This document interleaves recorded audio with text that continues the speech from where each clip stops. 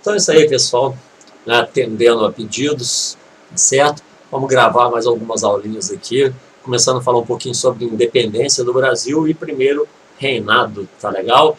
Espero que essa aula aí possa ajudar vocês a fazer uma breve revisão aí do assunto, né? Apesar da gente saber que o Enem ele não é conteudista, né? Trabalha muito com interpretação, com texto e tudo mais, mas alguns pontos fundamentais, essenciais de cada um dos assuntos, é legal, né, que vocês tenham eles já um pouco mais frescos na memória, assim, porque dependendo do tipo de questão que cair, né, se cair esse assunto, você já fica mais ou menos ligado, né? Então é nesse sentido que a gente está gravando essas aulas aí, tá certo? Espero que, como eu já falei, seja de ajuda, tá certo? Então vamos ao nosso primeiro slide aí, né?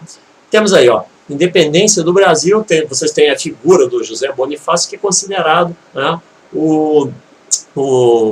digamos assim, o cara que conseguiu articular, né, desenvolver aí os trabalhos que foram responsáveis pelo processo de independência, isso depois, né, já da volta da família real para Portugal, né?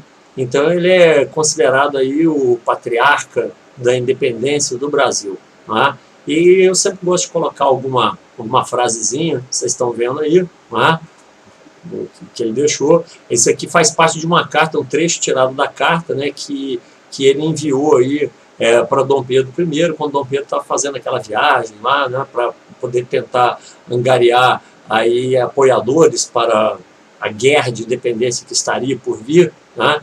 E logo depois de receber essa carta aí e outras que traziam notícias lá de Portugal, ele acaba dando o famoso grito do Ipiranga, certo? Então, como a gente já viu em aulas anteriores, né, o processo de independência do Brasil ele tem início com a vinda da família real, porque assim que Dom João VI, né, e a Corte Real chega aqui no Brasil, a primeira coisa que ele faz é decretar a abertura dos portos. Isso significava o quê? O fim do pacto colonial, né? Portanto, o fim de um laço colonial que prendia o Brasil, um vínculo, né, entre Brasil e Portugal. Esse vínculo se rompeu nesse momento, tá? Então, ali a gente considera que foi o primeiro passo para o processo de independência do Brasil. E o simples fato também de o Brasil passar a ser a sede do governo de Portugal, né, isso significava dizer, mais ou menos, vamos falar assim, lógico que não era exatamente isso do ponto de vista oficial, mas significa dizer mais ou menos que a capital, né, administrativa, política de Portugal passaria a ser o Rio de Janeiro. Né?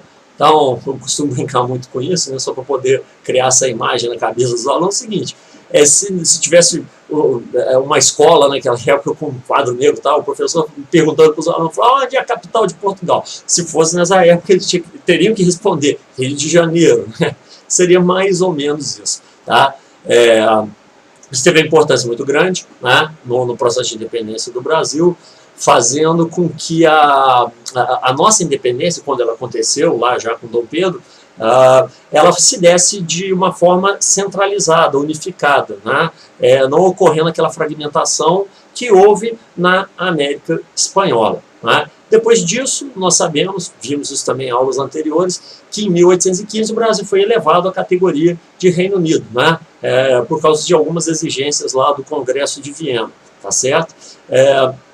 E por fim, né, com o retorno da família real para Portugal, né, e o desejo lá das cortes portuguesas em recolonizar, fazer com que o Brasil voltasse a ser então uma colônia de Portugal, né, se dá, digamos assim, já a articulação dos próprios brasileiros em prol, né, dessa independência. Agora é muito importante também lembrar que antes da vinda da família real, ou seja, antes do início desse processo de independência do Brasil, né, nós já tínhamos aqui movimentos pró-independência. Né? Os dois casos mais conhecidos são a Inconfidência Mineira e a Conjuração Baiana, né? Respectivamente em 1789 e outro em 1798. Né? Então, esses dois movimentos aí mostram o seguinte para a gente, isso é um dado importante, né?